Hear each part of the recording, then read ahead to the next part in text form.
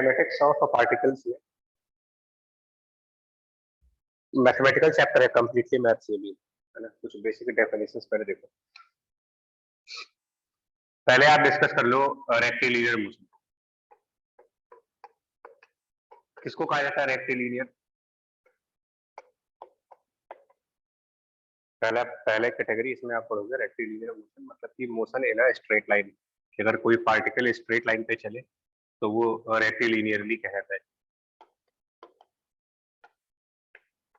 Particle moves on straight line. And दूसरी जो category है इसके अलावा, रेक्टिलिनियर के अलावा एक सेकंड पार्ट आता है, वो आप कहते हो कर्वीलिनियर। तो curvilinear motion by name he clear है कि कर्व आएगा इसके अंदर, यानी मोशन ऑफ पार्टिकल किसी कर्व के ऊपर है।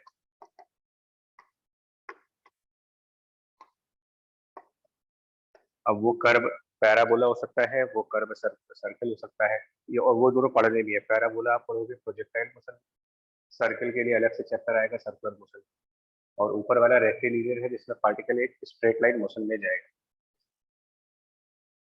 तो आपसे रिक्वेस्ट है कि मैथमेटिक्स में equation of straight line coordinate geometry में थोड़ा सा अच्छे से कर ले। पैराबोला के कुछ बेसिक प्रॉपर्टीज कोनिक सेक्शंस वाले चैप्टर से, और सर्कल की कुछ बेसिक डेफिनेशंस। ये तीन डेफिनेशंस अगर मैथ में आपकी क्लियर होगी तो फिजिक्स में हेल्प मिल जाएगी। स्ट्रेट लाइन, पैराबोला, सर्कल, और अगर हो सके तो आप एलिप्स और हाइपरबोला की भी बेसिक इक्वेशंस रिवाइज कर लो, मतलब नेक्स्ट क्लास के पहले ये काम कर लेते।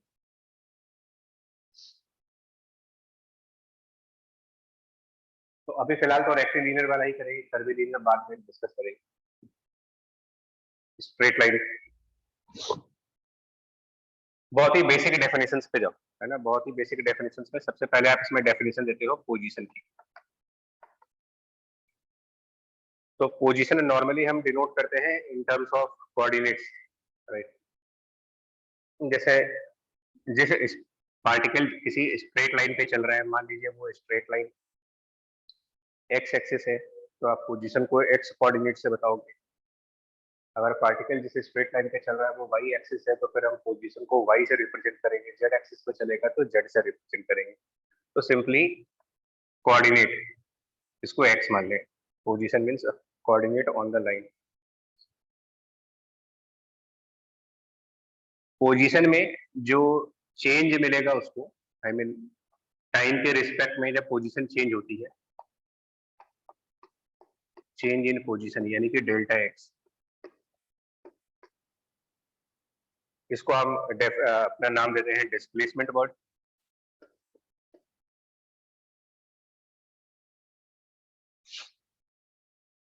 तुम लोगों से एक बार फिर पूछेंगे यार, क्या इसको डिटेल में चलें या हमारे डेफिनेशन से काम चल जाएगा? अभी बता दो। अगर चाहते हो तो बिल्कुल जीरो लेवल से चलना है तो वहां से भी चल सकते हैं, और दो चार डेफिनेशन दे करके अगर हम सीधे क्वेश्चन से स्टार्ट करते तो मेरे ख्याल से वो भी काम चल जाएगा। सर क्वेश्चन, क्योंकि मोस्टली सभी बच्चों को इतना लगभग आइडिया होता है, बेसिक आइडिया होता है ऐसे 12th पास में। चलिए तो फटाफट देख लेते हैं। Change in position delta x displacement, इसको जब हम टाइम से डिवाइड कर देते हैं, यानी कि डिस्प्लेसमेंट को divided by time interval, displacement by the time interval, तो इससे आप डिफाइन करते हो एवरेज वेलोसिटी। और एक और वेलोसिटी होती है एक पर्टिकुलर मूवमेंट के corresponding, velocity corresponding to a particular movement of time. Specific time पर क्या वेलोसिटी होगी, जिसको हम कहते हैं instantaneous velocity. Instantaneous velocity v, तो ये डिफाइन किया गया है by the derivative of position, यानी कि dx by dt।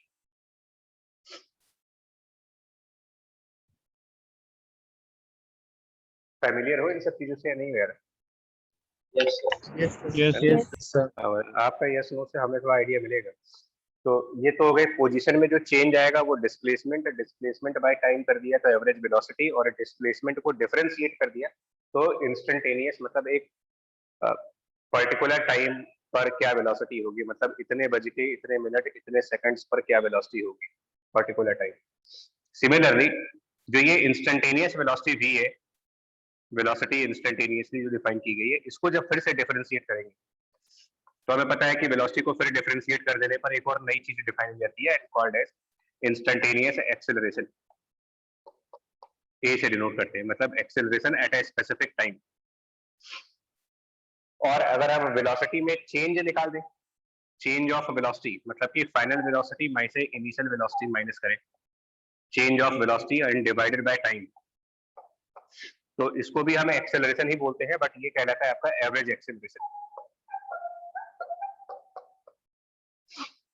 दो तरीके की एक्सेलरेशन है, इंस्टेंटेनियस एंड एवरेज। एवरेज में change of the velocity divided by time, instantaneous में derivative of velocity with respect to time. यही दो चार बेसिक डेफिनेशंस हैं इसके अंदर।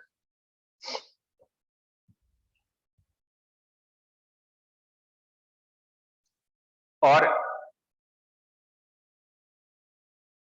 एक बात और समझ सकते हो आप, इन दो बेसिक डेफिनेशन से एक और रिलेशन बन जाता है यहाँ, वो ये वाला वेलोसिटी v बराबर dx बाई dt, एक तो ये रिलेशन, और a बराबर dv बाई dt, एक ये रिलेशन। इन दोनों रिलेशन को मिला करके एक नया रिलेशन बन जाता है। वो नया रिलेशन क्या बन सकता है? ये हमारे डेफिनेशन खत्म हो गए, डेफिनेशन इतनी ही है, अब कोई डेफिनेशन नहीं है हमारी चैप्टर। इन दोनों को मिला करके एक नई रिलेशन आ जाती है, वो रिलेशन होती है v बराबर dx बाई dt और a बराबर dv बाई dt। इन दोनों को जब डिवाइड कर देते हैं तो हमें इन दोनों से एक नया रिलेशन ये मिल जाता है, that a equal to v dv upon dx। Try कर सकते हो, दोनों को डिवाइड कर दीजिए, v upon a dx by dt divided by dv by dt। Divide करने पर dt dt कैंसिल, सिंप्लीफाई करके ये रिलेशन आ जाएगी।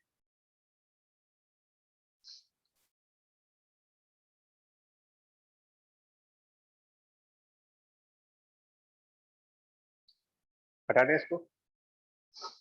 यस ठीक है, ये पूरा पार्ट डेफिनेशन है, कोई लॉजिक नहीं है, कोई लॉ नहीं है इसके अंदर, कोई न्यूटन कोई फैराडे कोई नहीं है इसमें, कोई साइंटिस्ट नहीं है, ये सिर्फ डेफिनेशन है, मतलब मैथ्स है। तो ये टॉपिक आसान होना चाहिए आपके लिए। आई मीन ये एक नई चीज हो सकती है कि एक्सेलरेशन बराबर है v dv बाई dx, वो भी इतना भी नया नहीं है, इन दोनों को डिवाइड करके निकाल सकते हो। स्टार्ट कर देते हैं क्वेश्चंस के साथ ही डायरेक्ट। एक example,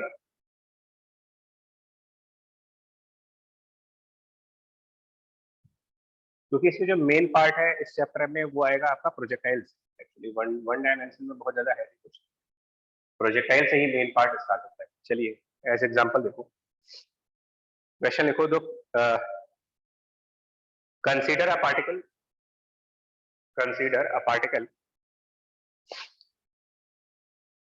moving on a straight line, consider a particle moving on a straight line and the position is given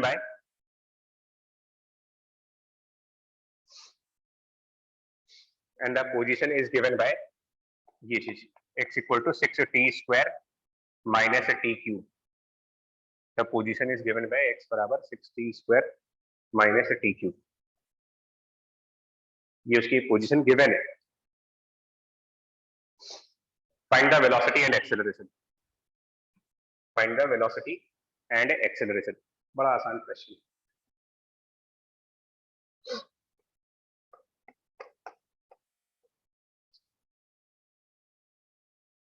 तो सिर्फ डेफिनेशन फॉलो कर लीजिए, आंसर आ जाएगा कि नहीं, बताएं।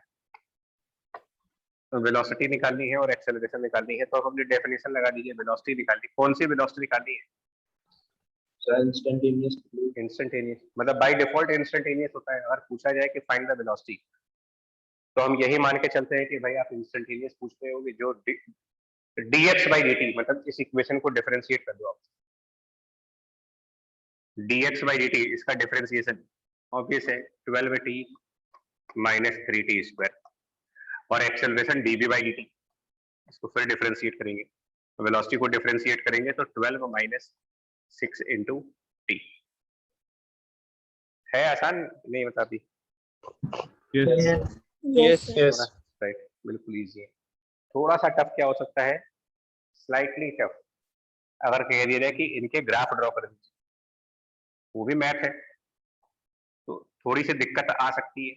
तो चलिए ग्राफ ड्रॉ करके देखते हैं ए वर्सेस टी ग्राफ कैसा बनेगा। तो एक्सेलरेशन में और टाइम में जो रिलेशन है, ए और टाइम के बीच में जो रिलेशन है वो एक लीनियर रिलेशनशिप आ रही है। तो लीनियर रिलेशनशिप का मतलब एक्सेलरेशन की ग्राफ स्ट्रेट लाइन ग्राफ आएगी, और इसीलिए मैंने कहा था कि स्ट्रेट लाइन का थोड़ा सा कोऑर्डिनेट ज्योमेट्री में पढ़ के देख लो, आप रिवाइज कर लो उसे। तो acceleration versus time is a straight line graph. Obviously t बराबर 0 पर at t equal to 0 acceleration will be 12, and obviously t equal to 2, when t will be equals to 2 the acceleration will be 0, time t equal to 2 seconds acceleration becomes 0। तो ये कुल मिलाकर के इस तरीके से एक स्ट्रेट लाइन आएगा।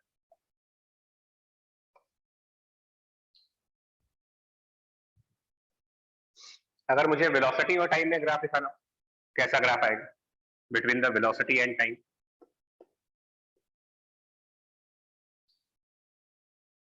इसमें बच्चा कॉन्फिडेंस पकड़ लेना, बता रहा हूँ, क्योंकि इसमें कोई फिजिक्स नहीं चल रही है, कोई लॉ नहीं है, कोई थ्योरम, कोई प्रिंसिपल, कुछ नहीं काम करता, सिर्फ कैलकुलस काम करती है। वेलोसिटी टाइम ग्राफ, वेलोसिटी और टाइम में स्क्वायर का टर्म है। स्क्वायर आने का मतलब क्वाड्रेटिक, क्वाड्रेटिक रिलेशन। ये लीनियर है या क्वाड्रेटिक है? क्वाड्रेटिक रिलेशन मतलब पैराबोलिक ग्राफ, पैराबोला बनना चाहिए। अब ये अपवर्ड पैराबोला होगा या डाउनवर्ड पैराबोला होगा, मैथ में ये सब बताया जाता है कि किसी क्वाड्रेटिक इक्वेशन में अगर टी स्क्वायर के साथ नेगेटिव कोफिशिएंट आ रहा हो, डाउनवर्ड पैराबोला। तो इस तरीके से समझ लीजिए। टाइम 0 पर क्या वैल्यू आएगी? Put T equal to 0, time T equal to 0, time T 0, time T 0 मतलब वेलोसिटी 0। तो यहां से स्टार्ट करेंगे, और रिलेशन को देख करके ये मालूम चल जाएगा कि टाइम की कोई और भी वैल्यू है, टाइम की कोई और वैल्यू आएगी जहां पर ये पूरा टर्म 0 आएगा। वो वैल्यू शायद 4 होगी, t equal to 4, t equal to 4 पर भी वेलोसिटी की वैल्यू 0 आएगी। Yes sir. तो ये दो रूट्स हो गए 0 एंड 4, क्वाड्रेटिक है तो दो रूट्स आएंगे ही आएंगे। और इस तरीके से एक डाउनवर्ड पैराबोला आप दिखाओगे, opening downward parabolic graph. Position versus time में कैसा ग्राफ आएगा? पोजीशन वर्सेस टाइम ग्राफ,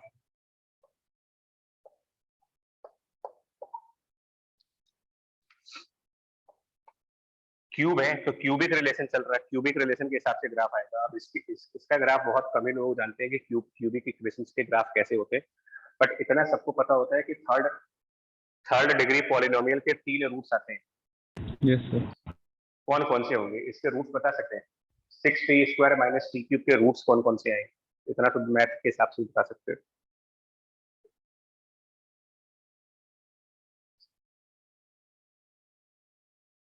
भाई एक रूट है तो t इक्वल टू 0 दिख रहा है मेरे को। सिक्स है सर। और एक 6 आ रहा, तो तीसरा भी कोई रूट आएगा क्या 0 और 6 के अलावा? नहीं सर, 2 0 आएंगे शायद। नहीं यार, रिलेशन क्यूबिक है, क्यूबिक रिलेशन के बावजूद भी 2 ही रूट्स आए, तो हो सकता है ना कि दो रूट्स इक्वल भी तो आ सकते हैं। यस जो थोड़ी के 3 डिस्टिंक्ट रूट आए, उसमें भी कोई 2 रूट बराबर आ गए। खैर, तो t इक्वल टू 0 पर x की वैल्यू 0 है, और t इक्वल टू 6 पर भी x की वैल्यू 0 है। ये दोनों पॉइंट्स पर x की वैल्यू 0 है और ग्राफ क्यूबिक होगा। ये रफली कुछ ऐसा बनता है ग्राफ यार, पैराबोला जैसा होगा लेकिन इसमें थोड़ी कॉन्केविटी चेंज होती है। Yes sir. एक सेकंड बच्चा होल्ड करो।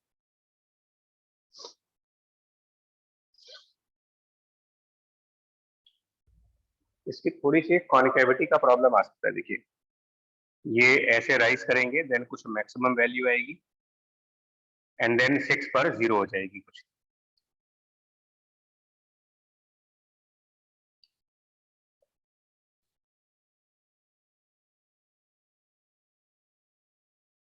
ये इस तरीके से ग्राफ जाएगा। तो हमारे लिए ये इतना इंपॉर्टेंट नहीं है कि ग्राफ की एग्जैक्ट शेप कैसी आएगी, बिकॉज हम ऑब्जेक्टिव पेपर को डील करने जा रहे हैं, तो हमें कोई वहां पर ड्राइंग के नंबर नहीं मिलने वाले कि नहीं ये कर्व ऐसा है, थोड़ा सा ज्यादा कर्व होता तो अच्छा लगता। ये सब कुछ नहीं, आपको ऑब्जेक्टिव पेपर में बस ये देखना होता है कि कौन सा ऑप्शन नियरेस्ट ऑप्शन है जिसको हम टिक कर सकते हैं।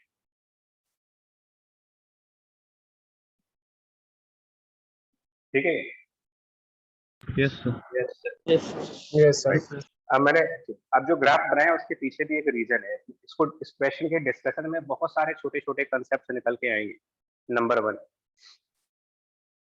ऑब्वियसली वेलोसिटी की एक मैक्सिमम वैल्यू आ रही है, तो फर्स्ट क्वेश्चन हो सकता है what is the maximum value of the velocity, what is the maximum value of a velocity. ये कब होगा, वेलोसिटी की मैक्सिमम वैल्यू टाइम के कौन सी वैल्यू पर आएगी। तो ये क्वाड्रेटिक है, क्वाड्रेटिक मतलब पैराबोला, पैराबोला मतलब सिमेट्रिक ग्राफ। कोई भी पैराबोला अपने मैक्सिमा और अपने मिनिमा मतलब अपनी मैक्सिमम वैल्यू और अपनी लोवेस्ट वैल्यू के अबाउट परफेक्ट सिमेट्रिकल ग्राफ होता है। मतलब जैसा ग्राफ यहाँ पर बना है एग्जैक्टली इसकी मिरर इमेज यहाँ पर होती है पैराबोला में, मैक्सिमा के लेफ्ट और राइट पर मिरर इमेजेस होती है। तो जितना लेंथ ये होगा एग्जैक्टली सेम लेंथ ये भी होगा। तो अगर ये 0 है ये 4 है तो ऑब्वियसली ये पॉइंट आपका टाइम t इक्वल टू 2 मतलब 2 seconds time t equal to 2 वो मोमेंट है, वो टाइम है जब वेलोसिटी की वैल्यू मैक्सिमम वैल्यू पर होगी। 2 seconds is the moment of maximum velocity और 2 सेकेंड्स ही वो आपका मोमेंट है जब एक्सेलरेशन की वैल्यू 0 आई है। यानी इन अदर वेज आप ये कह सकते हो आराम से कि जिस मोमेंट पर, जिस मोमेंट ऑफ टाइम पर, टाइम की जिस वैल्यू पर एक्सेलरेशन की वैल्यू 0 आएगी, for the moment of time when a is 0 at that moment velocity is maximum और मिनिमम भी हो सकती है। और ये कोई सरप्राइजिंगली बात नहीं की जा रही है, ये कैलकुलस ही बताई जा रही है आपको, बिकॉज एक्सेलरेशन डिफाइंड है dv by dt, acceleration defined है एज dv अपॉन dt और कैलकुलस कहता है कि अगर कोई वेरिएबल मैक्सिमम या मिनिमम है,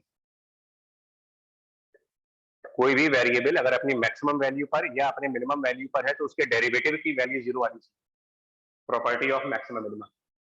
तो व्हेनेवर वेलोसिटी इज मैक्सिमम और whenever the velocity is minimum, in both cases it's difference, it's derivative मतलब कि a 0 होना चाहिए।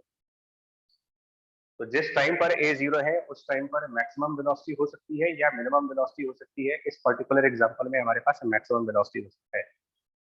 तो ये कुछ छोटे छोटे पॉइंट्स न्यूमेरिकल में हेल्प करेंगे दैट फॉर v मैक्स या फिर v मिनिमम, यानी क्वेश्चन में पूछा जाए कि at what time the velocity is maximum, at what time the velocity is minimum, तो आपको न्यूमेरिकल में सिर्फ एक काम करना होगा, एक्सेलरेशन को 0 पुट कर दीजिए। अब इसके ना बहुत ही डिफरेंट कंसिक्वेंसेस की है, मतलब अगर यहाँ पर ये चीज न समझी जाए तो आगे बड़ी प्रॉब्लम आती है।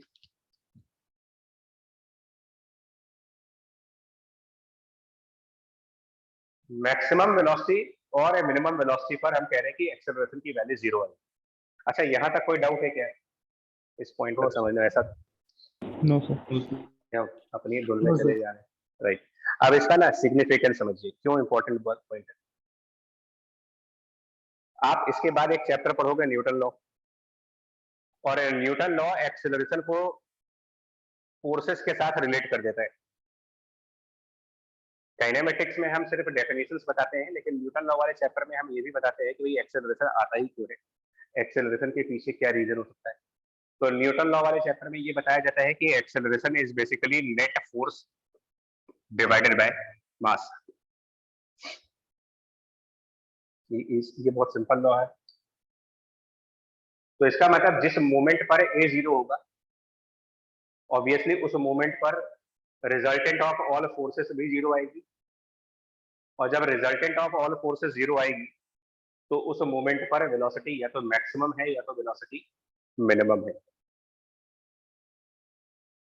तो अब फिर से बोल रहा हूँ, मैक्सिमम वेलोसिटी या मिनिमम वेलोसिटी की कंडीशंस क्या है। मैथमेटिकली एक्सेलरेशन 0 करना होगा, और फिजिक्स के हिसाब से चले तो जिस टाइम सारे फोर्सेस बैलेंस हो जाए, जिस टाइम पर सारी फोर्सेस बैलेंस हो जाती हैं उस टाइम पर वेलोसिटी मैक्सिमम या मिनिमम।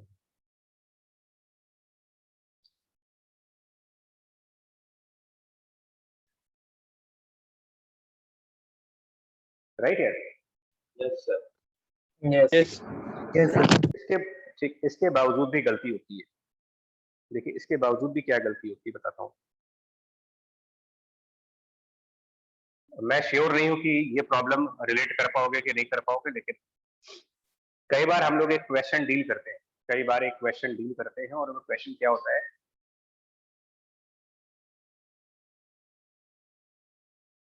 एक स्प्रिंग से मास अटैच किया और इस मास को स्प्रिंग से हैंग करके और छोड़ देते हैं इसको। ऐसे ऐसे स्प्रिंग लगाई, नीचे एक मास लगाया और उसके बाद अपना हाथ हटा लीजिए। आप मास को स्प्रिंग से बांध करके और अपना हाथ हटा लो, तो जैसे ही हाथ हटाएंगे वो मास नीचे लटक जाएगा। ये कितना नीचे जा सकता है,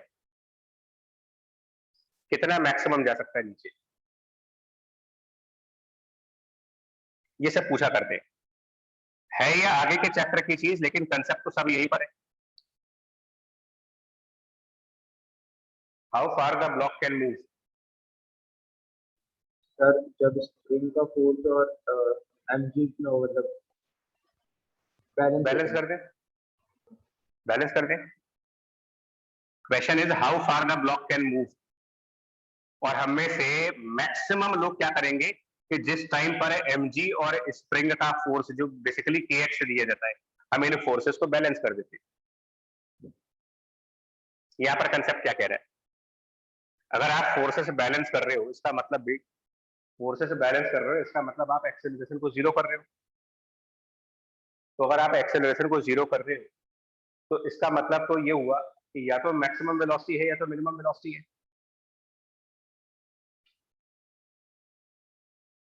यस सर। जबकि ऐसा है नहीं, ये केस नहीं होता है यहाँ पर। कंसेप्ट काइनेमेटिक्स में है, एप्लीकेशन न्यूटन लॉ में। क्या ये मैक्सिमम वेलोसिटी है? नहीं। ये कैसे पता लगाओगे कि ये मैक्सिमम वेलोसिटी है?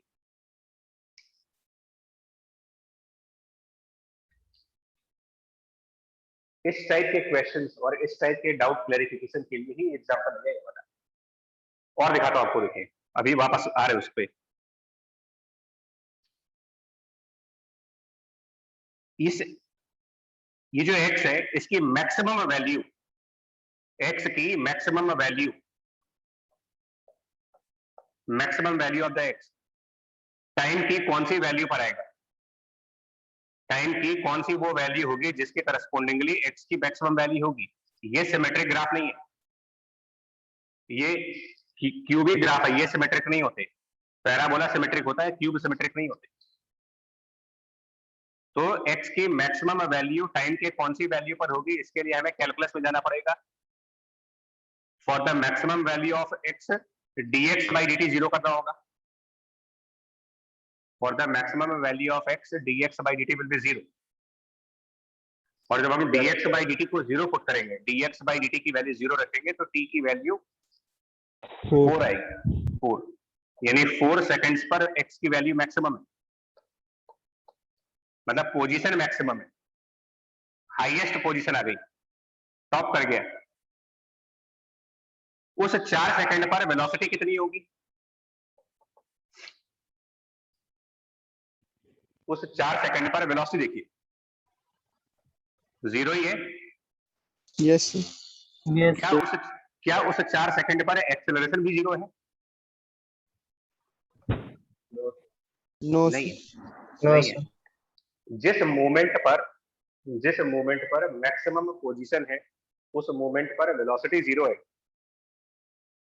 एक्सेलरेशन जीरो नहीं है। क्वेश्चन था how far the block can move, which mean this is the maximum position. How far मतलब आपने x की मैक्सिमम वैल्यू पूछी। At the maximum value of x velocity will be zero but acceleration will not be zero. अब क्या force balance कर सकते हैं यहाँ पर? अगर एक्सेलरेशन जीरो है ही नहीं, यानी this ratio is not zero, तो क्या हम ये कह सकते हैं कि फोर्सेस बैलेंस होंगे? गलत नो कंसेप्ट हो जाएगा, नहीं कर सकते। और इसी वजह से इसी टाइप की गलतियां करने से, इसी टाइप की मिस्टेक्स की वजह से हमारे आंसर नहीं आ रहे होते, क्योंकि हमारा फंडामेंटल यही से खराब है। तो ये बात बड़े ध्यान से समझो आप कि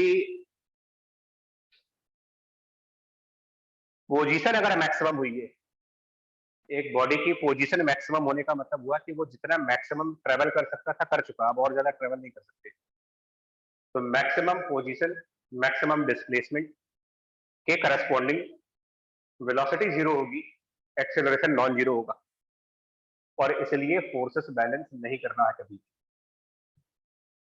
अपकमिंग चैप्टर्स में, आगे के चैप्टर्स में ये काम नहीं करेंगे। फोर्सेस कहाँ बैलेंस कर सकते हैं?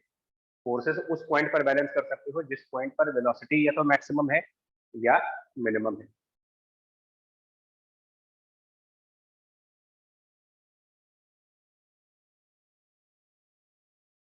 क्लियर हुआ ये बात? Yes, sir. राइट। तो ये आंसर गलत है। अब सही तरीका क्या है वो आगे बताएंगे। वो वर्क एनर्जी मेथड में चलता है, एनर्जी कंजर्वेशन लगाया जाता है, वो सेकंड पार्ट है। क्या नहीं करना वो बता दिया आपको, फोर्स नहीं बैलेंस करना है यहाँ पर। आगे ऐसे बहुत से क्वेश्चंस आएंगे। So for Vmax or Vmin put A equal to 0 or F equal to 0.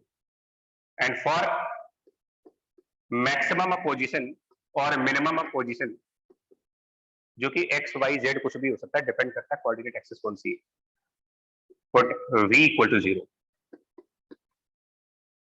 Never put A equal to 0. ये गलत हो जाएगा आपका। पोजीशन मैक्सिमम मिनिमम करनी है, वेलोसिटी 0 कर दीजिए, एक्सेलरेशन 0 भी कर सकते हैं। Never put F net equal to 0.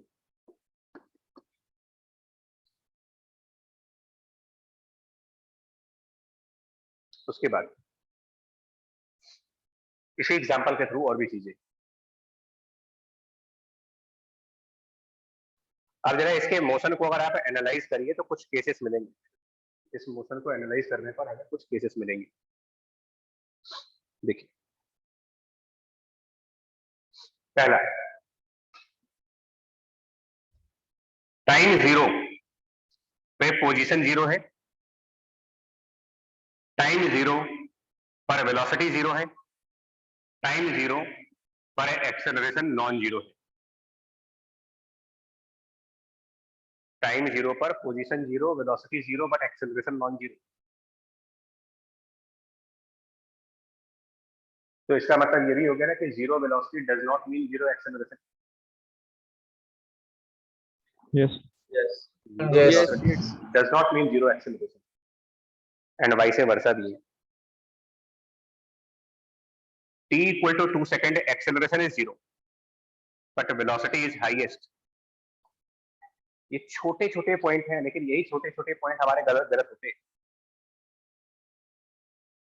कई बार हमने लोगों के डाउट सुने हैं कि सर वेलोसिटी जब 0 है तो एक्सेलरेशन कहाँ से आ गया? क्यों नहीं आ सकता भाई? एक्सेलरेशन वेलोसिटी का डेरिवेटिव है।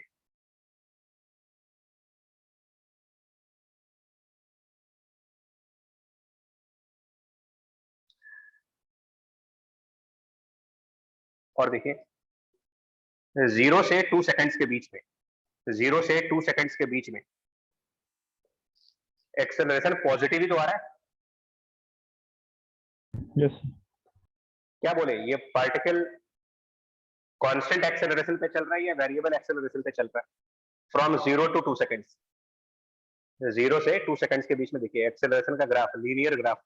यहाँ पर एक्सेलरेशन 12 था, यहाँ पर एक्सेलरेशन 0 हो गया, यानी कि एक्सेलरेशन लगातार चेंज हो रहा है।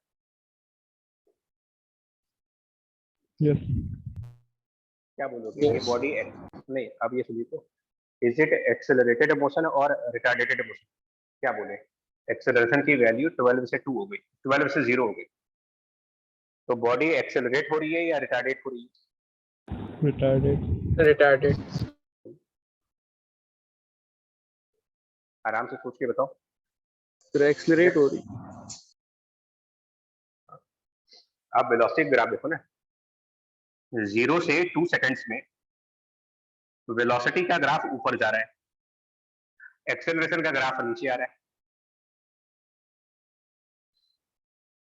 एक्सेलरेटेड मोशन किसको देख के कहा जाएगा, ए वाले ग्राफ को या वी वाले ग्राफ को? V वाले को वेलोसिटी वाले को। अगर हमारी स्पीड बढ़ रही है, हम स्पीड हमारी बढ़ रही है तो उसका मतलब हम एक्सेलरेटेड है। भले आपका एक्सेलरेशन कम हो रहा है, एक्सेलरेशन की वैल्यू कम हो रही है, इसका ये मतलब नहीं कि हम रिटार्डेट हो गए,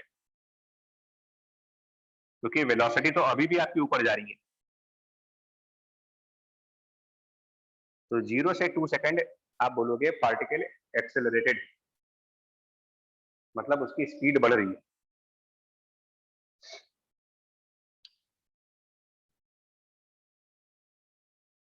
Yes. 2 सेकंड्स के बाद, 2 सेकंड्स के बाद ध्यान दीजिएगा, 2 सेकंड्स के बाद जब एक्सेलरेशन नेगेटिव आ गई, after 2 second acceleration negative. In fact मैं प्रॉपर तरीके से बताता हूँ। आप 0 से 2 सेकंड्स, 2 से 4 सेकंड्स, 0 से 2, 2 से 4 और 4 सेकंड के बाद 4 ऑनवर्ड, सारे ग्राफ सामने हैं। 0 से 2 सेकंड के बीच में एक्सेलरेशन का साइन चेक करके बताओ। 0 से 2 सेकंड के बीच, between 0 to 2, sign of acceleration positive, sign of the velocity, sign of velocity positive 2 से 4, 2 to 4 एक्सेलरेशन का साइन नेगेटिव, वेलोसिटी का साइन ग्राफ देखना। हाँ, first quadrant positive, 4 onward acceleration still negative side पर है, और 4 ऑनवर्ड वेलोसिटी भी negative है।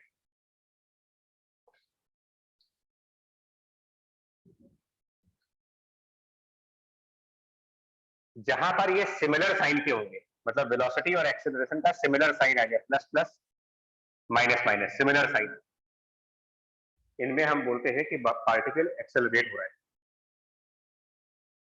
इनको एक्सेलरेटेड मोशन का नाम दिया गया है।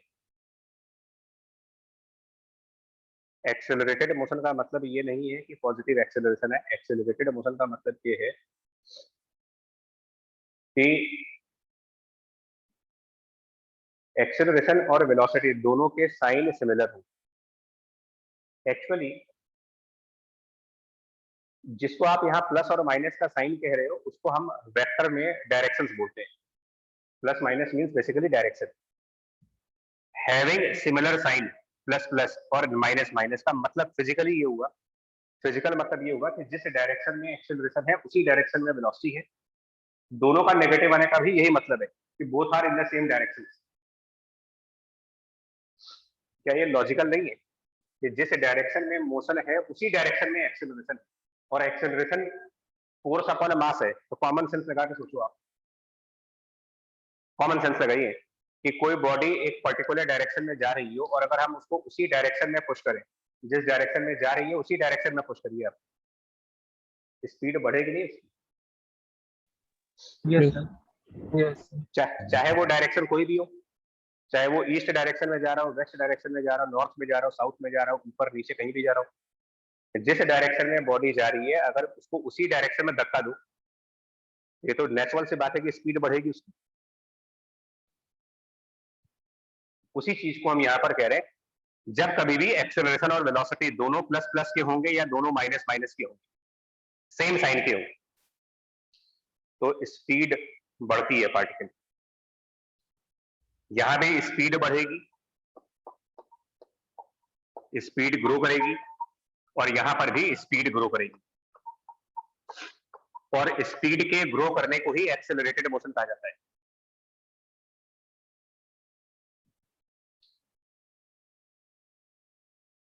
मैथमेटिकली सिमिलर साइन और फिजिकली सेम डायरेक्शन और कॉमन सेंस सेम डायरेक्शन में, मतलब जिस डायरेक्शन में कोई जा रहा हो पीछे से उसको धक्का दे दें आप उसी डायरेक्शन में, स्पीड बढ़ जाएगी, कोई डाउट नहीं है। माइनस प्लस ए और velocity, acceleration velocity opposite sign. Physics में इसका मतलब ये निकल के आ रहा है कि दोनों की डायरेक्शन अपोजिट है। कोई पार्टिकल ईस्ट डायरेक्शन में जा रहा हो और उस पर वेस्ट डायरेक्शन में फोर्स लगाई गई है, going in the east direction, force in the west direction, speed कम हो जाएगी, इसको रिटार्डेशन कहेंगे। स्पीड ग्रो करने की बजाय स्पीड डाउन होगी।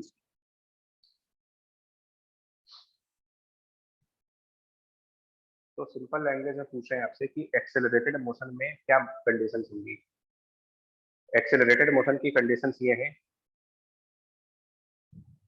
Both A and V are positive और both A and V are negative, मतलब they have same sign. And retarded motion का मतलब होता है they are having opposite sign, ये प्लस हो ये माइनस हो, ये माइनस हो ये प्लस हो। स्पीड कब बढ़ती है? तो स्पीड तब बढ़ती है जब ए और वी दोनों के सेम साइन होंगे। स्पीड कब कम होती है? जब ए और वी दोनों के अपोजिट साइन होते हैं। फिजिकली स्पीड तब बढ़ती है जब फोर्स मोशन की डायरेक्शन में लगे, और स्पीड तब कम होती है जब फोर्स मोशन के अपोजिट साइड पर लगे। इतना आप नोट करो, मतलब कंप्लीट करो अपने नोट्स में, जरा नोट कर लिया है? Yes, sir. ठीक है, ये बातें Yes, ठीक है। कोशिश कर रहे हैं कि जितने भी डाउट्स वाले पोर्शंस हैं वो हट जाए यहाँ से इस एग्जांपल से।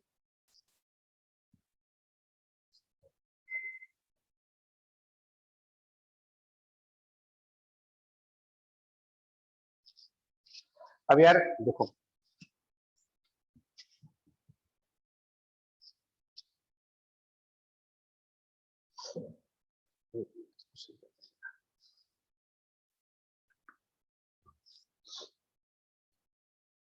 अब हमारे पास जो प्रॉब्लम्स आते हैं ना, जो मेनली एग्जाम ओरिएंटेड की बात करते हैं, फालतू की प्रॉब्लम्स के लिए एग्जाम ओरिएंटेड की, ज्यादातर क्वेश्चन में आपको डिस्प्लेसमेंट की इक्वेशन निकालने को आता है, मैक्सिमम क्वेश्चन।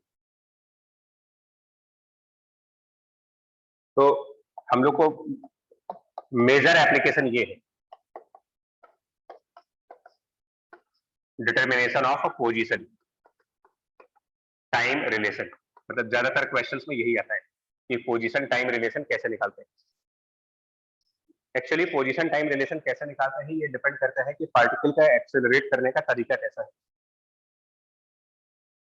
तरीका मतलब पार्टिकल पॉजिटिव एक्सेलरेशन पे है कि नेगेटिव एक्सेलरेशन पे है, वो एक्सेलरेशन कांस्टेंट है कि बदल रही है, बदल रही है तो फिर वो किस तरीके से बदल रही है, कई सारे फैक्टर्स पर डिपेंडेंट करता है।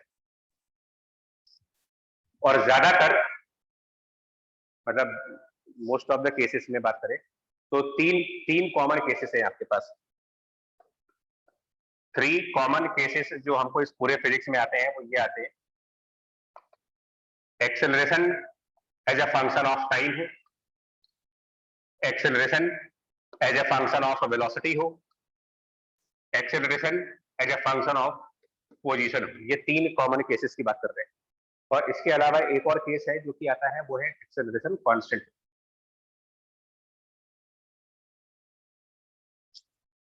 ठीक है, अगेन कोई लॉजिकल पार्ट नहीं है, फिर इसलिए बोल रहा हूं न्यूमेरिकल पार्ट है। अगर किसी क्वेश्चन में आपको एक्सेलरेशन दिया जाए और वो एक्सेलरेशन टाइम का फंक्शन दिया जाए, या किसी क्वेश्चन में एक्सेलरेशन वेलोसिटी का फंक्शन दिया जाए, या किसी क्वेश्चन में एक्सेलरेशन पोजीशन का फंक्शन दिया जाए, और ये सब होंगे एक्सेलरेशन पोजीशन का फंक्शन ये आपको मिलेगा in the chapter simple harmonic motion, SHM में आएगा। एक्सेलरेशन वेलोसिटी का फंक्शन ये आपको मिलेगा फ्लूइड मैकेनिक्स में, जहां पर स्टोक्स लॉ आएगी, विस्कस फोर्स वाला फॉर्मूला 6 पाई ईटा आरवी। और टाइम डिपेंडेंट एक्सेलरेशन तो ये खैर कहीं भी आ सकता है, किसी भी चैप्टर में बन सकता है, कॉमन जनरलाइज है। तो क्या करोगे आप इन सारे क्वेश्चन में? अगर किसी भी क्वेश्चन में एक्सेलरेशन आपको दिया है as a function of time, तो हमें किस तरीके से न्यूमेरिकल सॉल्व करना है? आप सबसे पहले एक्सेलरेशन को रखो dv/dt, उसके बाद इधर मल्टीप्लाई करके, क्रॉस मल्टीप्लाई करके और इंटीग्रेट कर ले। क्रॉस मल्टीप्लिकेशन करने के बाद इंटीग्रेट कर लो इसको। एग्जांपल करके दिखाएंगे। एंड देन आपका आंसर आ जाएगा।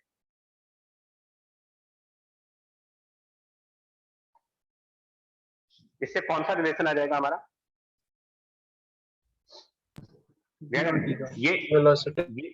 हाँ जी, ये क्वेश्चन में गिवन होगा, यहाँ पे जो लिख रहा है ये क्वेश्चन में गिवन होगा, तो क्वेश्चन पढ़ने के साथ साथ हमको ये पता लगाना पड़ता है कि हमारा क्वेश्चन इसके ऊपर है कि इसके ऊपर है कि इसके ऊपर है। जिसके ऊपर होगा उसी हिसाब से आपके स्टेप होंगे। पहला स्टेप आपने एक्सेलरेशन को रखा D V by D T, integration लगाई, इंटीग्रेशन लगा करके वेलोसिटी और टाइम के बीच कोई रिलेशन आएगा, उस रिलेशन को हम जीटी कर दे रहे, नया रिलेशन होगा, और प्लस कुछ कांस्टेंट वैल्यू भी आएगी अगर इनडेफिनिट इंटीग्रेशन करें, और अगर डेफिनेट इंटीग्रेशन करेंगे तो कांस्टेंट नहीं आएगा, फिर लिमिट लगाओगे यहाँ पर। तो जिस भी टाइप का इंटीग्रेशन करेंगे कुछ कांस्टेंट वैल्यू डालिए। देन हम वेलोसिटी को सब्स्टिट्यूट करेंगे dx बाई dt से, velocity as dx by dt, और फिर dt को इस तरफ ले जाकर के एक बार और इंटीग्रेट करेंगे, dt इस तरफ जाएगा, एक बार और इंटीग्रेट करोगे, एंड फाइनली आपको x की value as a function of time मिल सकती है आराम से।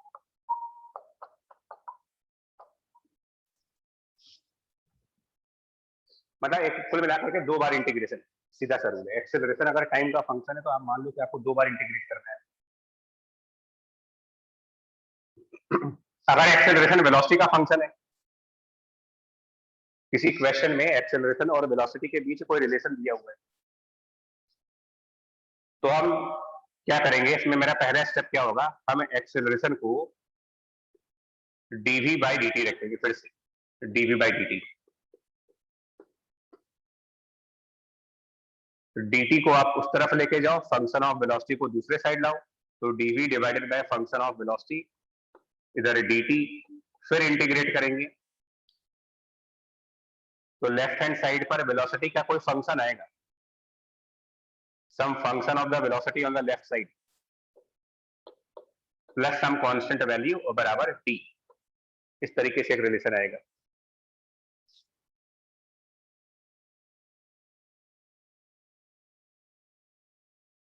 इससे एक तरीके से डायरेक्टली आपको वेलोसिटी और टाइम का रिलेशन मिल जाएगा, और जैसे ही वेलोसिटी और टाइम के बीच रिलेशन मिल जाए, वेलोसिटी टाइम का रिलेशन जैसे ही मिलेगा, फिर से आप v को रख देना dx बाई dt, फिर एक बार इंटीग्रेट करेंगे तो पोजीशन टाइम रिलेशन आ जाएगा। पहले इन दोनों के एग्जांपल करके दिखा देता हूं। इन दोनों के एग्जांपल करके देखो।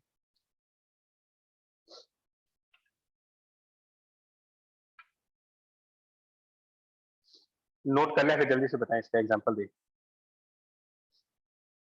Yes Yes, sir. देखो मैं एग्जांपल दे रहा हूँ जल्दी से, ठीक है।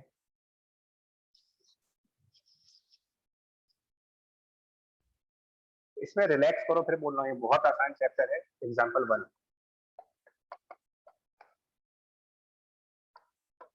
मैं वर्ड्स में लिख देता हूँ। A particle starts from rest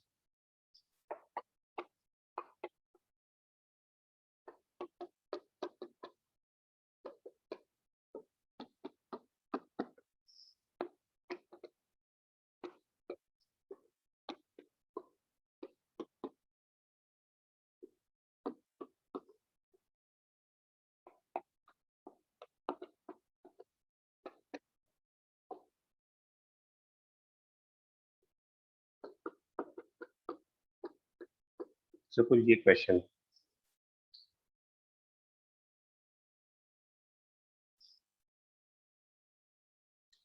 a particle starts from rest at x equal to 0, the acceleration is given by e equal to 3t square, find the position and velocity at t equal to 4 seconds.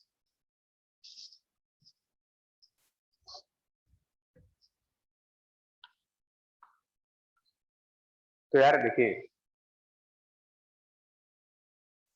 Question में हमको ए और T दे रखा है, ये तीन ही cases आएंगे, ए और T even होगा। पहला स्टेप, ए को डीवी बाई डी टी, पहला स्टेप। बताओ इसका इंटीग्रेशन करने पर क्या आंसर आएगी। तो T2. dt इस तरफ ले जाएंगे और इंटीग्रेट करके आपका आंसर आएगा v बराबर T cube plus constant, constant add करना ना भूलिए, T cube plus constant. Constant की वैल्यू निकाल सकते हैं, कांस्टेंट की वैल्यू क्वेश्चन के इंफॉर्मेशन में होती है, वो ये पार्टिकल स्टार्ट्स फ्रॉम रेस्ट, ये लाइन इस कांस्टेंट के लिए मतलब इनिशियल वेलोसिटी जीरो आनी चाहिए। पार्टिकल स्टार्ट्स फ्रॉम रेस्ट का मतलब ये हुआ कि इनिशियल वेलोसिटी जीरो, यानी कि अगर हम टाइम को जीरो रखेंगे तो वेलोसिटी जीरो आनी चाहिए। तो यहाँ पर अगर टाइम को जीरो रखने पर वेलोसिटी की वैल्यू जीरो आनी चाहिए, तो खुद पता लगाओ कांस्टेंट कितना होना चाहिए। अगर टाइम जीरो के करस्पॉन्डिंग वेलोसिटी जीरो करनी है तो ऑब्वियसली कांस्टेंट सी की वैल्यू क्या रखनी चाहिए फिर मुझे, तो आंसर जीरो होना चाहिए इसकी हिसाब से। अगर क्वेश्चन क्या होता पार्टिकल स्टार्ट्स विद 5 मीटर पर सेकंड या 4 मीटर पर सेकंड, तो इसका मतलब टी जीरो रखने पर वेलोसिटी की वैल्यू 5 आनी चाहिए या 4 आनी चाहिए। Suppose particle starts with 4 meter पर सेकंड, विच मीन्स कि टाइम जीरो रखने पर वेलोसिटी की वैल्यू 4 आनी चाहिए। तो टी को जीरो रखेंगे, वेलोसिटी की वैल्यू 4 रखेंगे, तो इसका मतलब वहां पर कांस्टेंट की वैल्यू 4 आती Yes. है। तो हमारा वेलोसिटी आ गया टी क्यूब। अब आप वेलोसिटी को dx बाई dt कर लें, तो वेलोसिटी है dx by dt T cube, फिर से इंटीग्रेट करेंगे dt को इस तरफ ले जा करके, तो now x will be t to the power 4 divided by 4 plus constant.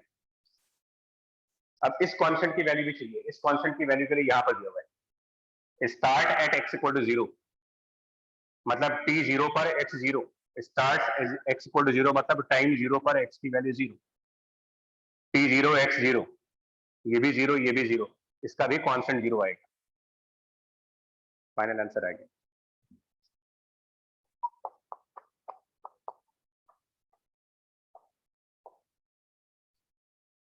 अब हमें पूछा गया है position and velocity at time 4, तो हम यहाँ पर 4 रख लेंगे, t इक्वल टू 4 रखेंगे, t equal to 4, 4 to the power 4 by 4 64 meter, और t इक्वल टू 4 यहाँ पे भी रख लेंगे, तो वेलोसिटी की वैल्यू भी आ जाएगी। इतना सिंपल है, मैथ है पूरी पूरी।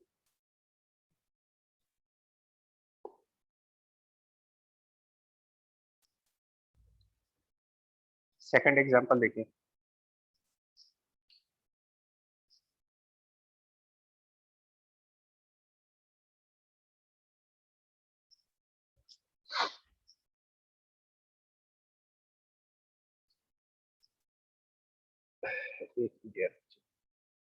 ये एग्जांपल के लिए मुझे किताब चाहिए होगी।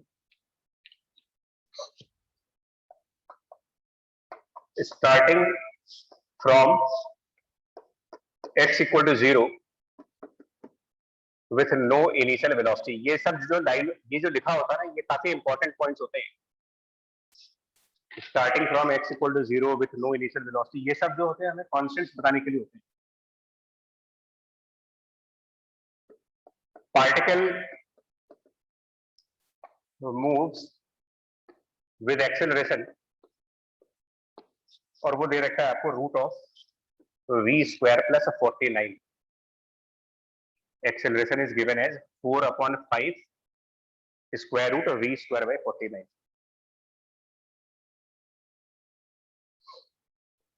फाइंड पार्ट ए,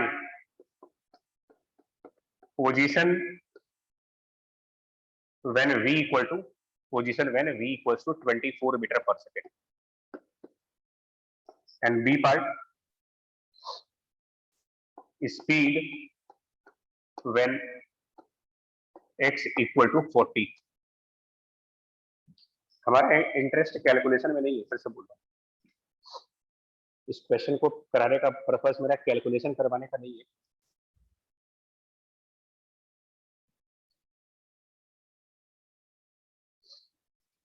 फाइंड तक तो बाद में जाएंगे, क्या करना है वो बाद में देखेंगे।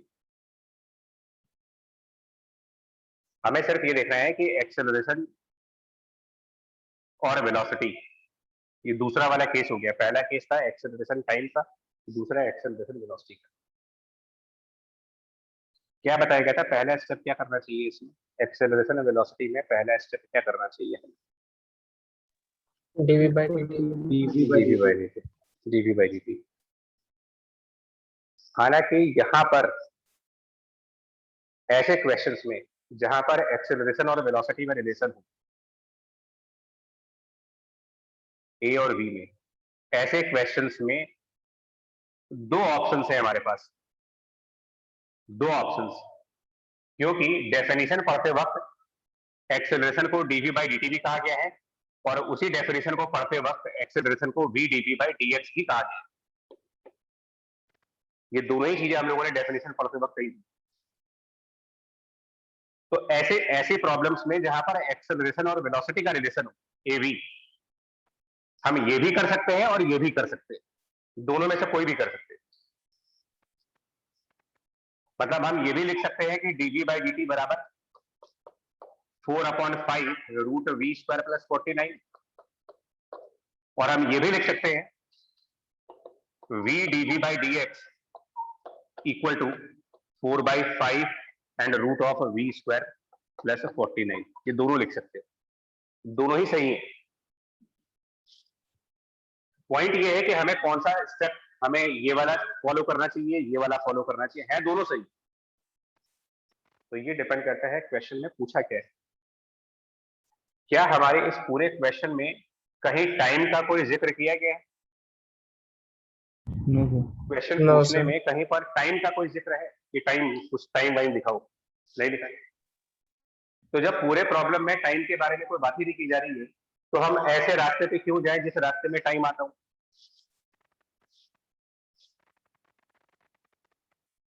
हमारे पास लोग कहते हैं कि सर इससे क्यों नहीं कर रहे हो, ये भी तो सही है। मैं कहाँ कह रहा हूँ गलत है, ये भी सही है, ये भी सही है। हम इस पे नहीं जाना चाह रहे हैं बिकॉज टाइम को लेकर के कोई बात नहीं की जा रही, तो हम इसको फॉलो कर रहे हैं। ये भी सही।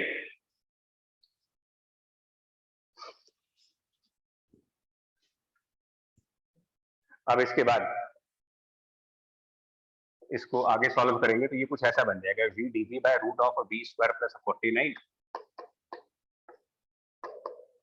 4/5 और dx। अब इसके आगे यार आप लोग को ही करना पड़ेगा मैथ का, लेफ्ट हैंड साइड का इंटीग्रेशन करना होगा। अब या तो ये कोई स्टैंडर्ड रिजल्ट होता हो या फिर इंटीग्रेशन के कुछ जो तरीके होते हैं। Substitution से क्या? सब्स्टिट्यूशन से यहाँ पर हम कोई हेल्प कर नहीं पाएंगे। पहले भी बोल चुका था कि इंटीग्रेशन सब याद कर लो। मेरे ख्याल से सब्स्टिट्यूशन मेथड से ही किया जा सकता है। और क्या सब्स्टिट्यूशन लगाओगे इसमें, इस इंटीग्रेशन को करने के लिए सब्स्टिट्यूशन क्या लगाओगे? v square plus 49 v square plus 49 को कुछ t स्क्वायर मान ले, z स्क्वायर मान ले, कुछ भी मान ले, राइट।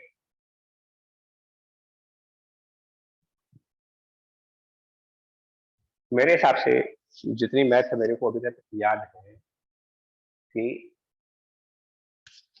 शायद इसका जो इंटीग्रेशन आएगा वो आएगा root of v square plus 49, यही इसका इंटीग्रेशन ही है। आप भी चेक कर लो। Yes, sir. yes sir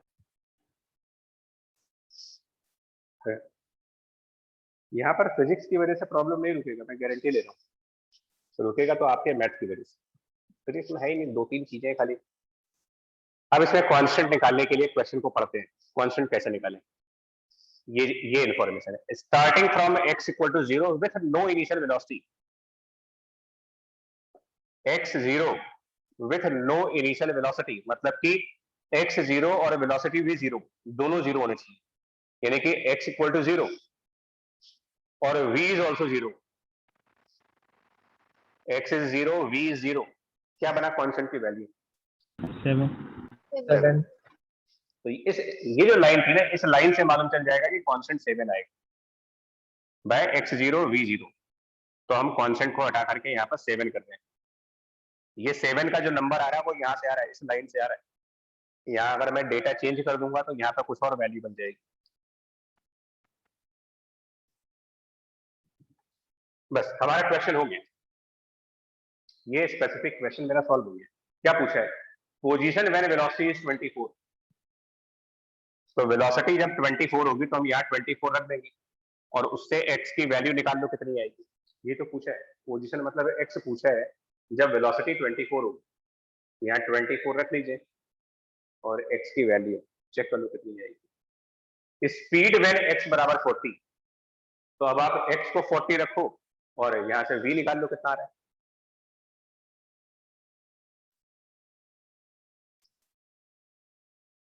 हो जाएगा? Yes, sir. आंसर बता दो पहले वाले क्या आएगा। जब थोड़ा सा कैलकुलेशन भी चेक कर लो, हर चीज मैटर करती है भाई, कैलकुलेशन भी मैटर करेगा, लॉजिक भी मैटर करेगा, एग्जाम में स्पीड भी मैटर करेगी। 24 का स्क्वायर प्लस 49, ये तो मेरे ख्याल से कोई परफेक्ट स्क्वायर बन जाएगा। 25 बन जाएगा। 25 minutes. हाँ 25 माइनस 7 18 इंटू 5 90 अपॉन 4 22.5 आ जाएगा शायद x की वैल्यू Sir, पहले पार्ट 22. में, पहले पार्ट में। Yes, sir. 22.5. Yes, sir. 22.5 answer is the first part. देखिए इसकी भी आदत डालो, ये बहुत गलत हैबिट है कि हम आंसर नहीं लाते कभी कभी। हम ये कहते हैं कि चलो घर पे तो ऐसे चल जाएगा, एग्जाम में आंसर ले आएंगे, नहीं आता, एग्जाम में भी नहीं आता आंसर, क्योंकि कैलकुलेशन की आदत बनी नहीं कभी। ये काम घर पे भी ना करना, अगर असाइनमेंट वगैरह करते हो तो आप इसकी आदत डालिए कि मेरे को फाइनल आंसर चाहिए, चाहे वो डेसिमल की 2 ही प्लेस तक क्यों ना आए।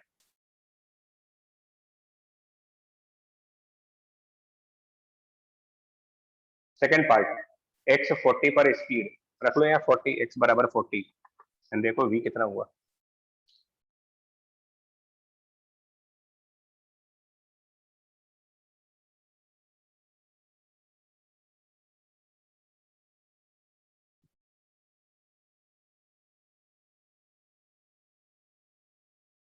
x इक्वल्स टू 40,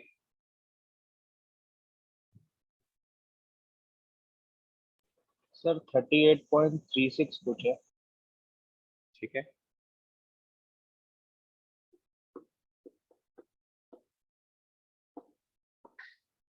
मीटर पर second,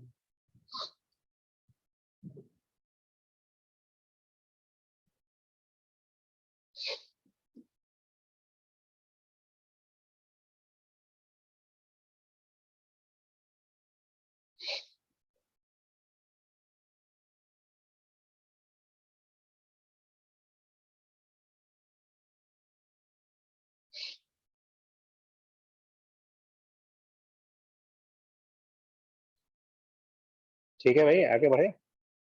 Yes. Yes, sir. Yes. अब मैं इस क्वेश्चन में थोड़ा सा बदलता हूँ,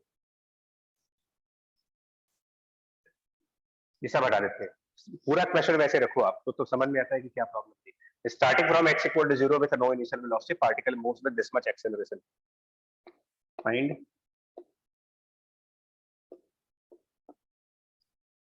velocity and position at t equal to 2 seconds। एक काम करते हैं, थोड़ा सा इक्वेशन चेंज कर लेते हैं, चाहे तो सिंपल इक्वेशन रख लें क्योंकि अभी टाइम कम है, तो इक्वेशन बहुत सिंपल कर दे रहे हैं 4 इंटू टी, बिकॉज इक्वेशन बदलने का मतलब सिर्फ इतना होता है कि भैया इंटीग्रेशन जो होगी वो लंबा चौड़ा एक्सप्रेशन आ जाएगा और कोई लॉजिकली उसमें कोई फर्क नहीं आएगा। लॉजिकल पार्ट क्वेश्चन का नहीं बदलता आपका, आप यहाँ पर फंक्शन चेंज कर दो तो उसी के हिसाब से इंटीग्रेशन भी बदल जाएगी। हमें सिर्फ लॉजिक जानना है, सॉरी ये गलत हो गया यार, a equal to 4v N plus 2, ये चेंज कर दो, a बराबर 4v plus 2, a equal to 4v plus 2। क्या करें इसमें? अब बात टाइम की जा रही है यहाँ पर, Sir, A की जगह dv by dt. a की जगह dv बाई dt, तो dv बाई dt जब रखेंगे तो ये 4v प्लस 2, आगे फिर वही मैथ डिस्टर्ब करेगा यार। अब देखिए कितने लोग को ये आता है, इसका इंटीग्रेशन कैसे होगा।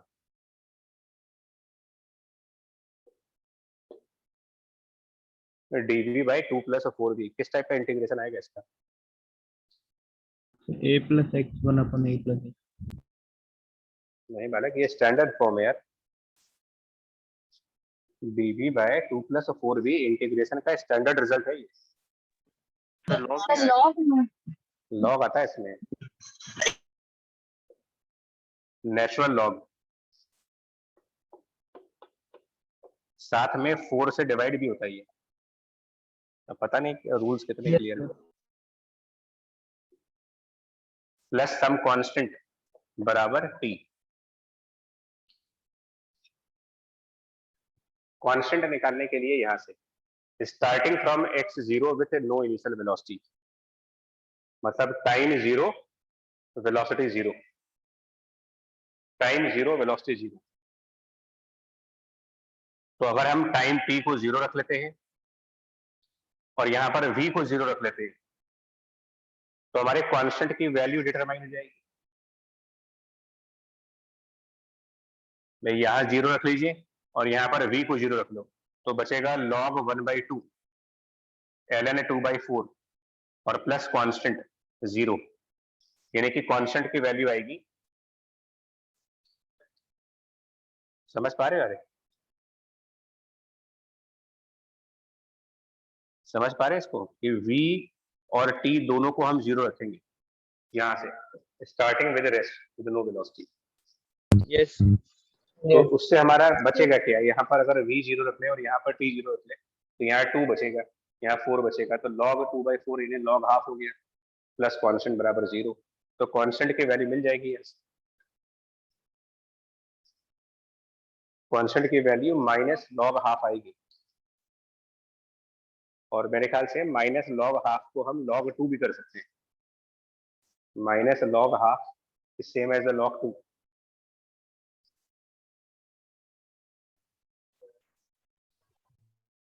बोलो भाई, कांस्टेंट रहते हैं यहाँ से, Yes, sir. Yes. तो कांस्टेंट को आप log 2 लिख सकते हो।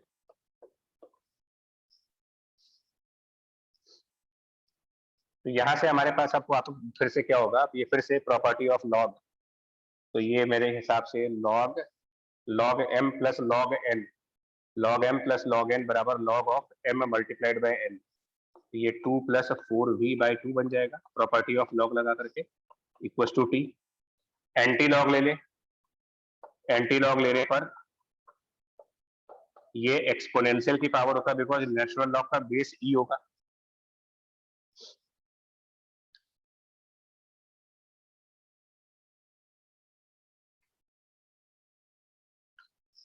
एंड देन फिर से जब सॉल्व करेंगे तो इसका इधर 2 उधर चला जाएगा और ये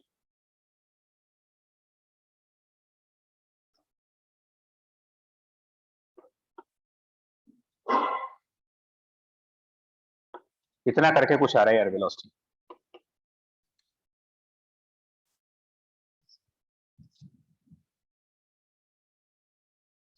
इसमें घबराइए नहीं, घबराइए, देखो इसमें आपको इस लग रहा होगा कि पता नहीं क्या हो रहा है, तो ये सिंपली प्रैक्टिस पार्ट है। हमने कुछ नहीं किया, हम कोई अपना फिजिक्स नहीं पढ़ा रहे हैं। यही आएगा v बराबर इतना, और अब हम v को रख देंगे dx/dt। नाउ v बराबर dx/dt e to the power t minus 1/2, dt को क्रॉस मल्टीप्लाई करके एक बार और इंटीग्रेट करोगे,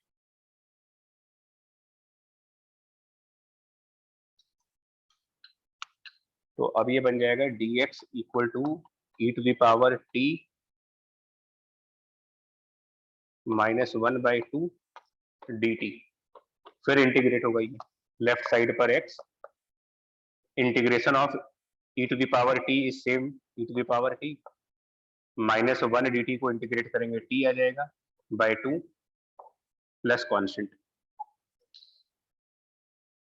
कांस्टेंट की वैल्यू फिर यहां से स्टार्टिंग फ्रॉम x बराबर 0, मतलब ये कि टाइम 0 और x 0, तो t 0 और x 0, तो जब यहां पर पुट करेंगे टाइम 0 और x 0, तो LHS 0, e to the power 0 is 1, e to the power 0 will become 1, -1/2.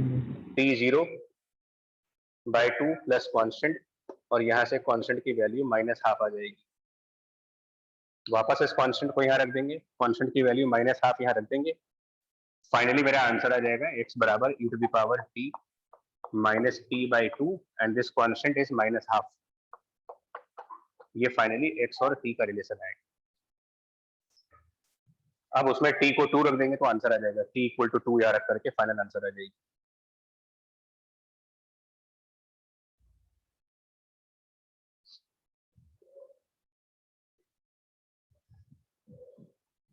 आप एक बार चेक कर लो यार।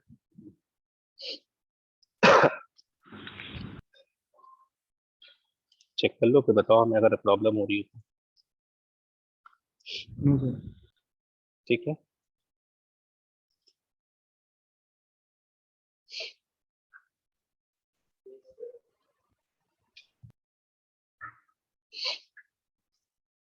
दो ये केसेस हो गए। तीसरा केस क्या हो सकता था जो हमारे पास ज्यादातर क्वेश्चंस में हो और स्पेशली सिंपल हार्मोनिक वाले चैप्टर में ज्यादा आएगा,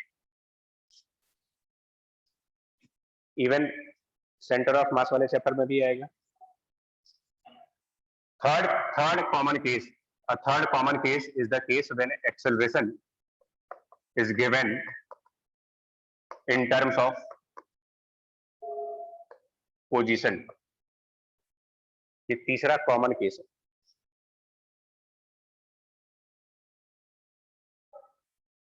तो इसमें तो हमारे पास कोई ऑप्शन बचता ही नहीं है ना, जब एक्सेलरेशन x के फॉर्म में दिया है तो ऑप्शन ही नहीं बचा कोई। ऐसे क्वेश्चंस को प्रोसीड करने के लिए, इनको स्टार्ट करने के लिए सबसे पहले आप a को रखो v dv by dx, और कोई तरीका नहीं, यहीं से स्टार्ट होगा क्वेश्चन। प्रॉब्लम का बिगिनिंग हमेशा यहां से होगा। एज एग्जाम्पल, इसमें a को dv by dt रखते कोई फायदा नहीं होगा। a equal to dv by dt सही है, लेकिन फायदा कुछ नहीं मिलने वाला उससे। तो इसमें हमेशा ही a बराबर v dv by dx से स्टार्ट करिए। जैसे मान लो एग्जाम्पल में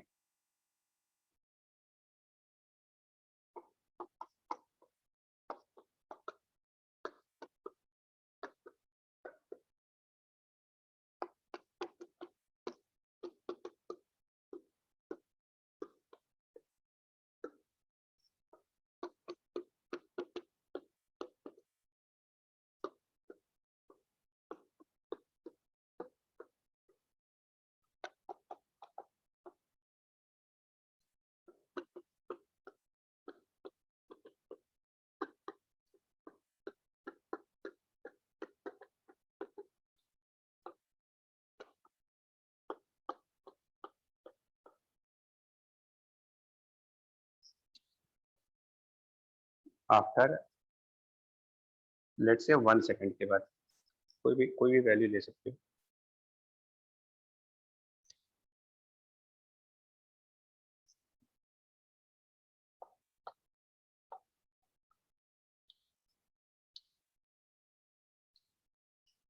क्वेश्चन का पहला स्टेप,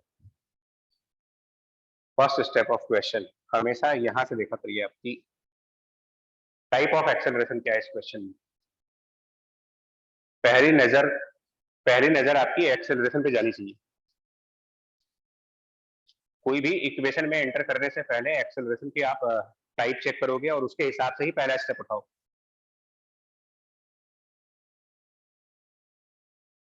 इसमें a और x में रिलेशन है, तो हमारे पास कोई ऑप्शन नहीं है सिवाय a बराबर v dv by dx लिखने के, कोई ऑप्शन नहीं है।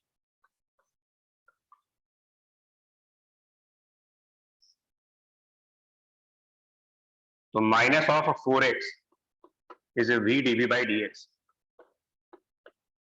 dx क्रॉस मल्टीप्लाई कर देंगे।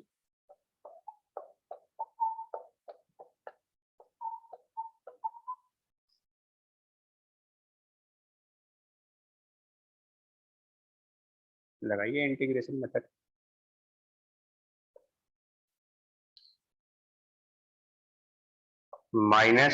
-2x² प्लस कांस्टेंट बराबर v²। माइनस 4 2. यहाँ -2 आएगा, यहाँ पर v²/2 आएगा। सही है।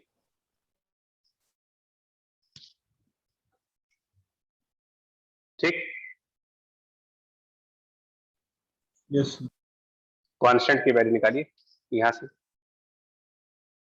x 0 और वेलोसिटी 4 आना चाहिए। मतलब अगर हम यहाँ पर x को 0 रखें, x बराबर 0, तो यहाँ पर 4 रखेंगे। फर्स्ट लाइन, x की वैल्यू 0, वेलोसिटी की वैल्यू 4, 4²/2। Sir, 8 आ गई. कांस्टेंट की वैल्यू 8 आ गई। ये इंफॉर्मेशन से मालूम चल गया कि कांस्टेंट 8 आएगा। तो कांस्टेंट को 8 रखा, कांस्टेंट की वैल्यू 8, और उसके बाद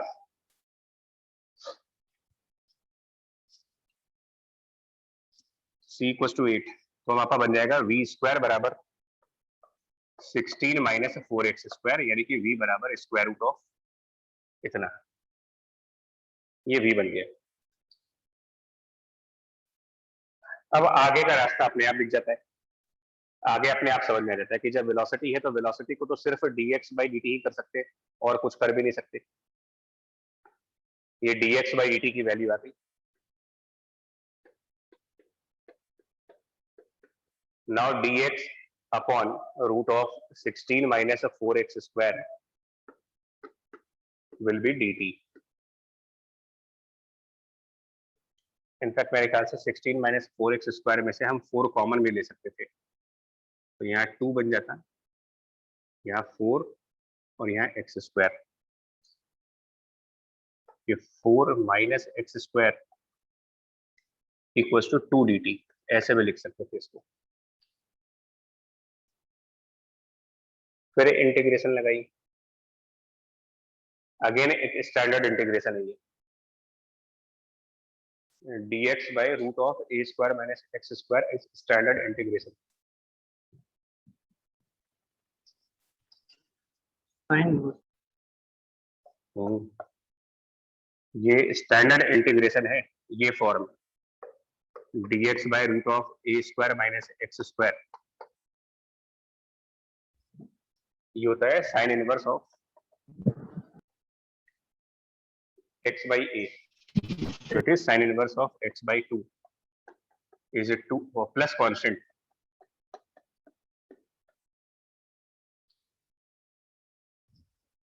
कांस्टेंट की वैल्यू निकालने के लिए एक बार फिर चलेंगे।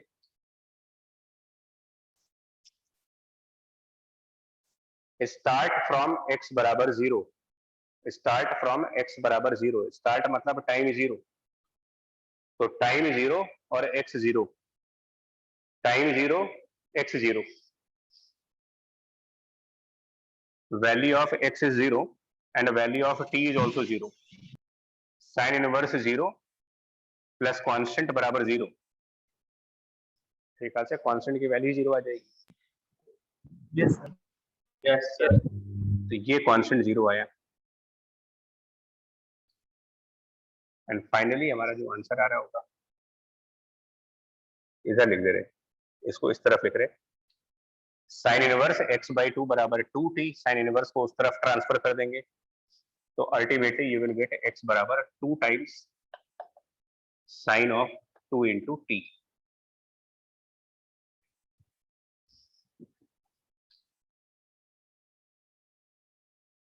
तो कुल मिला के मैथ्स ही है। फिर बोल रहा हूँ आपसे, मैंने आपको ये बता दिया कि कैसे स्टेप होते हैं, कहाँ पर क्या रख सकते हो, किस तरीके से फंक्शन निकाल सकते हो।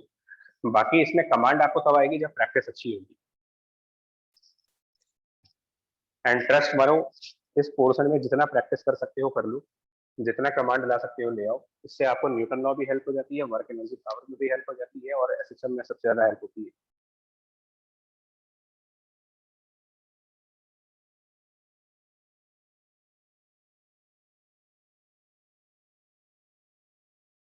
ये 3 मोस्ट कॉमन केसेस हैं।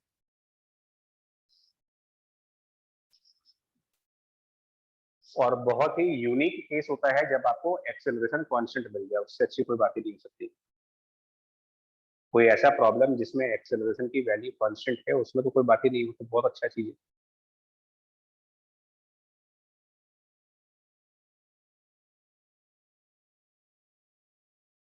क्योंकि उन क्वेश्चंस में हम क्या कर सकते हैं, जिन भी क्वेश्चंस में कांस्टेंट एक्सेलरेशन आ जाए, उन क्वेश्चंस में हम क्या कर सकते हैं इन तीन के अलावा। मतलब एक्सेलरेशन ना तो टाइम का रिलेशन है, ना एक्सेलरेशन और वेलोसिटी का रिलेशन है, ना एक्सेलरेशन पोजीशन का रिलेशन है, वो एक कांस्टेंट है।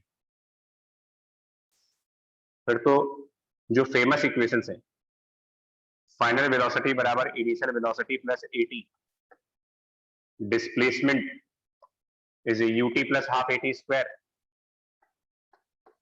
एंड v स्क्वायर बराबर u स्क्वायर प्लस 2as, ये ऑलरेडी जानते हो आप। मैंने चैप्टर यहाँ से स्टार्ट इसलिए नहीं किया था क्योंकि अगर यहाँ से स्टार्ट कर देते ना तो हम लोग इनको ही अपना फाइनल मान लेते हैं। अभी ये चैप्टर के एंड में इसलिए बताया है आपको कि मोस्ट ऑफ द केसेस में कैलकुलस का यूज ज्यादा होगा।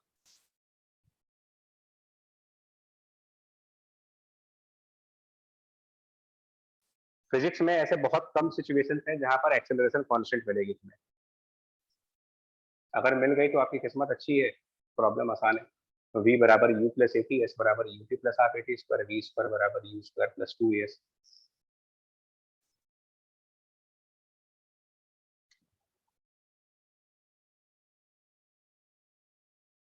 ठीक है, अब आप हम लोग क्या करेंगे ना, कल जो होगी क्लास उसमें सिर्फ प्रॉब्लम होगी, पहले बता दें इसी के ऊपर। इन पे ही प्रॉब्लम करोगे और जो भी थ्योरी आज डिस्कस हुई है उससे रिलेटेड।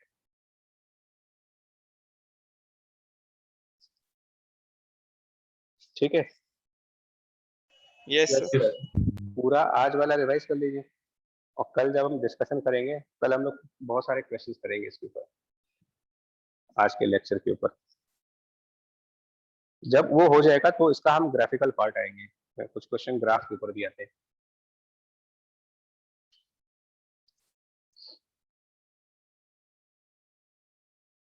ठीक है भाई, yes Yes, sir. Yes, sir.